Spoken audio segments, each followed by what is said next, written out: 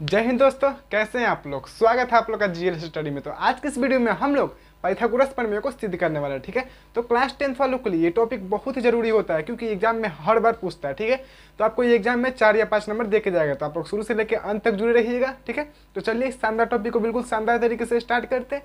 तो स्टार्ट करने से पहले इस भाई का नाम जानिए। तो इस भाई का नाम है सुमित कुमार और आप देख रहे हैं इस भाई का चैनल जीएलएस स्टडी। तो चलिए बिल्कुल फनी तरीके से स्टार्ट करते हैं। हम आप लोग को बता दें कि जैसा कि एग्जाम में आप लोग को 2 तरीके से पूछेगा। ठीक है, या तो कहेगा कि पाइथागोरस प्रमेय को लिख के सिद्ध करें, या तो आपको कथन दिया रहेगा उसके द्वारा सिद्ध करना रहेगा। ठीक है, तो लेकिन आप लोग गौर कीजिएगा कि जब आपको कहे कि लिख के सिद्ध कीजिए तो उसमें भी आपको कथन लिखना पड़ेगा, और कथन दे दिया रहेगा तब तो आप खुश रहेंगे क्या। तो चलिए सबसे पहले हम दोनों तरीके से बता देंगे, आप लोग को डरने का बिल्कुल जरूरत नहीं है।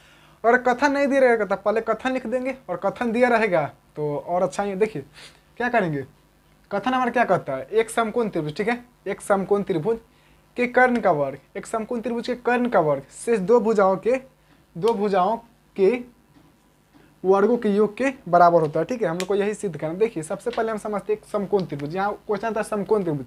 समकोण त्रिभुज किसके कहते हैं, तो समकोण त्रिभुज उससे कहते हैं जिसका एक कोण 90 डिग्री हो। ठीक है, एक कोण 90 डिग्री हो उसे हम लोग समकोण त्रिभुज कहते हैं। ठीक है, तो देखिए करें एक समकोण त्रिभुज के कर्ण, तो हम लोग यहाँ एक समकोण त्रिभुज बना लिए। ठीक है, समकोण त्रिभुज के कर्ण, समकोण त्रिभुज में आप लोग जानते हैं कि समकोण त्रिभुज में 3 शीर्ष होता है। ठीक है, किसी भी त्रिभुज में समकोण है या न्यून कोण है या अधिक कोण है, ठीक है, उसमें हमारा 3 शीर्ष होता है। तो इसमें भी हमारा 3 शीर्ष है, ए बी सी, और इसमें जो हमारा बी है वो 90 डिग्री है। ठीक है, तो हम लोग जानते हैं कि 90 के जो सामने है, 90 के जो सामने की जो भुजा रहती है उसी को हम लोग बोलते हैं कर्ण। यानी 90 के सामने हमारा कौन सा भुजा है, ए सी।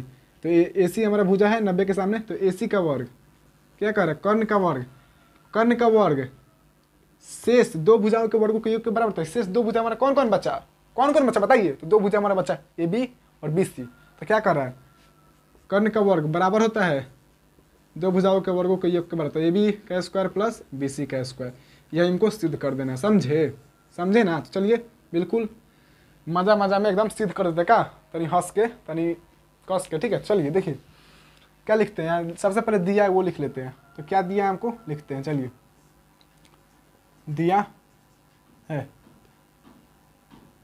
क्या दिया हुआ है, त्रिभुज ए बी सी में, त्रिभुज ए बी सी में एंगल बी जो है हमारा वो समकोण है, यानी 90 डिग्री का। ये एंगल बी जो हमारा 90 डिग्री का कोण बनाता है। ठीक है, एंगल बी हमारा 90 डिग्री है। ठीक है, अब लिखेंगे हम लोग यहाँ रचना, क्योंकि सिद्ध करना में रचना लिखना बहुत ही जरूरी है। आप कहिएगा रचना तो मेरी मौसी का नाम है, तो समझिएगा। आप लोग कहिएगा मत कि रचना मेरी मौसी का नाम है। ठीक है, तो देखिए रचना लिखना जरूर बहुत ही जरूरी होता है क्योंकि सिद्ध करना में। ठीक है, तो देखिए और रचना में क्या लिखेंगे, यहाँ से एक लंब डालेंगे। ठीक है, बी डी लंब इसी पर खींचा। जानते हैं कि आप लोग जहाँ भी लंब डालते हैं वहाँ 90 डिग्री का कोण बना रहता है। ठीक है, यहाँ में लंब डाला तो यहाँ 90 डिग्री का कोण बन रहा है ना 90 डिग्री का कोण। तो देखिए हम लिखेंगे बी डी लंब, देखिए ये लंब का साइन है। ठीक है, लंब को बोलते हैं हम लोग परपेंडिकुलर। ठीक है, बी डी लंब ए सी पर खींचा या डाला। ठीक है, खींचा, बी डी लंब ए सी पर खींचा। उसके बाद क्या लिखेंगे हम लोग यहाँ सिद्ध करना है। क्या सिद्ध करना है हमको, सिद्ध करना है। सिद्ध क्या करना है, सिद्ध करना है हमें ए सी का वर्ग बराबर होता है ए बी वर्ग, ए बी का वर्ग ए सी का स्क्वायर प्लस बराबर होता है A B square plus B C square. ये हमको सिद्ध करना है। ठीक है, बिल्कुल आसान भाषा में समझिए। उसके बाद क्या लिखेंगे, हम इतना लिख देंगे दिया है रचना सिद्ध करना है। ठीक है, उसके बाद लिखेंगे हम लोग प्रमाण। प्रमाण लिख सकते हैं या उत्पत्ति। ठीक है, तो हम लोग लिखेंगे यहाँ प्रमाण। समझ लीजिए पहले यहाँ हम लोग प्रमाण लिख दे, पहले समझा तो उसके बाद लिखेंगे प्रमाण। अब देखिए प्रमाण में ही मेन चीज़ जो होता है, सब चीज़ प्रमाण में ही रहता है। देखिए क्या करेंगे, ये हमारा सबसे बताइए इसमें कब त्रिभुज बन रहा है, सोच के बताइए जल्दी जल्दी जल्दी। देखिए यहाँ हमारा इसमें 3 त्रिभुज बन रहा है। ठीक है, एक सबसे पहले बड़ा वाला बन रहा है ए बी सी, उसके बाद फिर बन रहा है ए बी डी, फिर बन रहा है बी डी सी। समझ में हमारा 3 त्रिभुज बन रहा है। तो हम लोग क्या करेंगे, सबसे पहले एक बड़ा वाला त्रिभुज ले लेंगे। ठीक है, एक बड़ा वाला त्रिभुज ले लेंगे, फिर एक छोटा वाला त्रिभुज लेंगे, फिर एक बड़ा वाला त्रिभुज लेंगे, फिर एक छोटा वाला त्रिभुज लेंगे। 2 त्रिभुज लेके चलेंगे। ठीक है, 2 बार।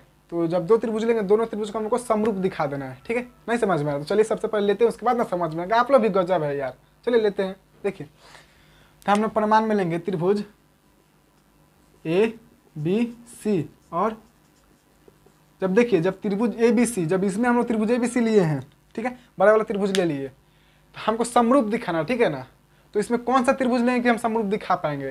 तो देखिए जब यहाँ संगत रूप में लेंगे, ठीक है, जब यहाँ हमने बी लिया, यहाँ हमारा जब बीच में बी है तो इसमें भी देखेंगे जब बी हमारा 90 डिग्री है तो यहाँ इसमें कौन कैसे लेंगे कि हमारा 90 डिग्री कोई एक कोण बनना चाहिए। तो हमारा जब डी लेंगे तो त्रिभुज कैसे लेंगे? त्रिभुज ए डी बी, ठीक है, त्रिभुज ए बी सी और त्रिभुज ए डी बी ले लेंगे, त्रिभुज ए बी सी और त्रिभुज ए डी बी में।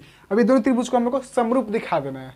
क्या करना है? समरूप दिखाना। तो आइए सबसे पहले दो छोटा त्रिभुज हम लोग बना लेते हैं, समझे? ठीक है, आप लोग को समझाने के ताकि अच्छा से समझ में, बाद में नखरा ना करे आप लोग, समझे? देखिए ये दो त्रिभुज बना लिए। पहला त्रिभुज हमारा क्या है? A B C, A B C. दूसरा त्रिभुज हमारा क्या है? A D B. अब देखिए गौर कीजिएगा, इसमें क्या कोने यानी एंगल ए, सबसे पहले लिखते हैं एंगल ए बराबर एंगल ए। कैसे? तो उभयनिष्ठ है, ठीक है, उभयनिष्ठ किसे कहते हैं? जो दोनों में हो, जो दोनों में हो, ठीक है, उभयनिष्ठ जो दोनों में हो। उसके बाद क्या करेंगे? ये हमने लिख दिए कि एंगल ए बराबर एंगल ए के, कैसे? तो उभयनिष्ठ। अब देखिए गौर कीजिएगा, एंगल बी ये हमारा 90 डिग्री का कोण बनाता है, लेकिन यहाँ एंगल डी भी हमारा क्या 90 डिग्री का कोण बना रहा है। तो लिखेंगे एंगल बी बराबर एंगल डी। कैसे? तो ये हमारा 90 डिग्री का कोण बना रहा है, यानी समकोण, ठीक है, 90 डिग्री का कोण बना रहा है। तो हम लोग जानते हैं जब ये हमारा बराबर हो गया तब लिख देंगे हम लोग, लो भाई यहाँ हमारा समरूप हो गया त्रिभुज ए बी सी, समरूप त्रिभुज ए डी बी। कैसे समरूप? तो एंगल समरूपता से। एंगल समरूपता हमारा क्या कहता है? यदि किसी त्रिभुज के दो कोण दूसरे त्रिभुज के दो कोणों के बराबर हो तो उससे दो त्रिभुज समरूप होते हैं। तो देखिए यहाँ हमारा दो त्रिभुज का दो कोण, इसमें भी दो कोण बराबर है, इसमें भी दो कोण बराबर, तो ये त्रिभुज हमारा समरूप हो गया, ठीक है। अब जानते हैं जब हमारा दो कोण बराबर होगा तो हमारा दो भुजा ही बराबर होगा ना बराबर। तो देखिए यहाँ ए बी भुजा बराबर हो जाएगा ए डी के, ठीक है, और फिर ए सी भुजा बराबर हो जाएगा ए बी के। तो लिखेंगे यहाँ हम लोग ए बी बटे ए डी, क्लियर है, बराबर ए बी बटे ए डी बराबर। उसके बाद क्या एक और भुजा कौन सा लेंगे हम लोग? ए सी भुजा बटे, जब इसमें क्या ए सी लिए तो इसमें क्या कौन सा लेंगे? ए बी, क्लियर है। अब इसको क्या करेंगे बताइए? क्या करेंगे? कोई गुना कर देंगे, यानी तिरछा गुना कर देंगे। देखिए चलिए गुना करते तो A B into A B, जब ए बी को ए बी से गुना करते तो क्या हो जाएगा हमारा? ए बी का स्क्वायर बराबर ए सी इंटू ए डी, क्लियर है। ये हमारा समीकरण 1 हो गया, समीकरण 1। अब फिर क्या करेंगे? पुनः लिखेंगे यहाँ, चलिए लिख देते हैं पुनः। सबसे पहले पुनः फिर एक बार लेंगे त्रिभुज ए बी सी, ठीक है। देखिए ऊपर वाला त्रिभुज हमने ले लिया, नीचे वाला त्रिभुज लेंगे, ठीक है। तो देखिए त्रिभुज ए बी सी और त्रिभुज इसमें कौन सा लेंगे हम लोग? बी डी सी, क्लियर है। त्रिभुज ए बी सी और त्रिभुज बी डी सी में अभी दोनों त्रिभुज को हम लोग समरूप दिखाएंगे, ठीक है। तो जैसे इसमें हम लोग समरूप दिखाए थे ऐसे इसमें भी सबसे पहले हम दो त्रिभुज बना लेते हैं छोटा छोटा, कि आप लोग को बिल्कुल बारीकी से समझ में आए, ठीक है। तो चलिए सबसे पहले हम दो त्रिभुज छोटा बना लेते हैं। तो देखिए यहाँ बनाते हैं, ठीक है, लीजिए एक ये हमारा त्रिभुज हो गया, थोड़ा अच्छा से बना देते चलिए। और ये हमारा एक त्रिभुज हो गया, त्रिभुज ए बी सी, पहला त्रिभुज ए बी सी, फिर दूसरा त्रिभुज है बी डी सी, ठीक है। अब इसमें गौर कीजिए सबसे पहले देखिए एंगल ए, इसमें भी कौन सी है, इसमें भी कौन सी, दोनों हमारा कॉमन है, यानी दोनों में है, तो हमारा उभयनिष्ठ लिख देंगे। तो लिख देंगे यहाँ एंगल सी बराबर एंगल सी, कैसे? तो उभयनिष्ठ यानी दोनों में है, उभयनिष्ठ, क्लियर है। और फिर देखिए यहाँ एंगल बी जो है, यहाँ कोण बी जो है 90 डिग्री का कोण बनाना है, यहाँ कोण डी भी 90 डिग्री का कोण बनाना है, यानी दोनों में ये दोनों में है, ठीक है। तो हम लोग लिख देंगे एंगल बी बराबर एंगल डी, कैसे? तो 90 डिग्री का कोण बना रहा है दोनों में, ठीक है, 90 डिग्री का कोण बना रहा है। तो इससे हमारा क्या त्रिभुज ए बी सी, लो भाई ये भी हमारा समरूप, ये समरूप का साइन है, त्रिभुज ए बी सी समरूप त्रिभुज बी डी सी, कैसे समरूप? तो ये भी हमारा हो जाएगा एंगल समरूपता से ही, क्लियर है, एंगल समरूपता से। जब दो कोण त्रिभुज के दो कोण दूसरे त्रिभुज के दो कोण के बराबर है, तो जब कोण बराबर है तो इसका भुजा भी आपस में बराबर होगा ना बराबर। तो देखिए जब हमारा कोण बना तो इसका भुजा, तो कौन सा भुजा ले लेंगे? बीसी भुजा बराबर होगा हमारा डीसी के, और फिर एसी भुजा हमारा बराबर होगा बीसी के। तो लिखेंगे यहाँ, इसी में लिख दे, समझ में आ जाएगा ना? जगह है नहीं हटेगा, तो चलिए लिख देते इसी में, छोड़िए क्या दिक्कत है क्या। हम लिख देंगे यहाँ बी सी बटे BC बटे लिखेंगे, जब इसमें क्या हम लोग BC ले तो उसमें क्या लेंगे DC, BC बटे DC बराबर, यहाँ थोड़ा छोटा लिख रहे हैं ताकि जगह नहीं है, ठीक है ना, आप लोग समझ जाइएगा। BC बटे DC बराबर, फिर इसमें क्या एक भुजा लेंगे AC बटे BC। अब इसको तिरछा तिरछी गुना कर दीजिए, जल्दी से गुना कीजिए तो क्या आ जाएगा हमारा BC इंटू BC, BC को गुना करेंगे तो BC तो मेरा हो जाएगा BC स्क्वायर बराबर AC इंटू DC। क्लियर है, ये हमारा हो गया समीकरण 2, ठीक है। अब आइए यहाँ करते हैं, इसको इरेज करते हैं हम लोग, ठीक है, इसको इरेज करते हैं, ठीक है ना। तो आइए इसको सबसे पहले हम लोग इरेज कर लेते हैं। देखिए